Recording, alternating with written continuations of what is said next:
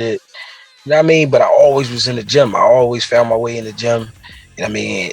And even when I wasn't fighting, I would go in just to spar. You know what I mean? Because it was like I just needed that feeling. Yeah. You know what I mean? Yeah. But I spent a lot of time out in the streets. You know what I mean? Messing with girls, hanging out, stuff like doing all the wrong All the things. regular bullshit. All the regular bullshit. Yeah. Yeah, that's Definitely. Hey, I understand, man. I understand. yeah. So who were the fighters that you were inspired by growing up? Like, what were the fighters that you like to watch growing up? I mean, growing up was like Meldrick Taylor. He was Mm, big in my Meldrick Taylor was big in my city, and then I fell in love with him because he was like the body type was the same. You know what I mean? We about the same height. You know what I mean? For the same weight class. So I kind of like I got hooked on Meldrick Taylor early. Bernard Hopkins, James Toney, Matthew Sa Muhammad, Jeff Chandler. It's a lot of guys. A lot of guys. I'm an open-minded guy, so you know what I mean? Roberto Duran, I love his heart. I love his intensity. You know what I'm saying? Let me see. My man, I mean, Ali, of course, Tyson. You know what I mean? Anybody. I love boxers. was George Benton from around that way too?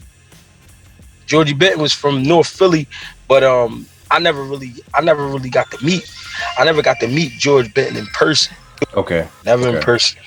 I Okay. just heard about him and I started studying him, when I got a little older, when I probably was like in my 20s. That's when I started like really Yeah, looking at him. he was one of the great trainers of all time, man. Very good. Great Very fighters good. too. Absolutely.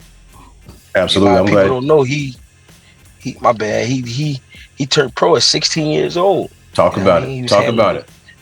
Yeah, so I mean he was to me he was a GOAT for sure. I mean you fighting grown men at 16. Grown ass I man, mean, bro. And a lot of people, I'm glad you said that because Greg, when I talk to people about boxing, they don't know that shit. When I'm like, yo, do y'all know who George Benton is? Like the guy that sits behind Pernell Whitaker and Meldrick Taylor, like that motherfucker himself was special. He yeah, ain't just for no sure. dude out here wiping people brows and putting Vaseline on cuts. Like this dude was, he was certified in the game of war, bro. And also a lot of people don't understand like after fighting, I think he had about almost 80 fights. Yeah. You fight that many times and then still have a sharp enough brain to coach world class fighters. I Yes. mean, he's amazing, amazing guy.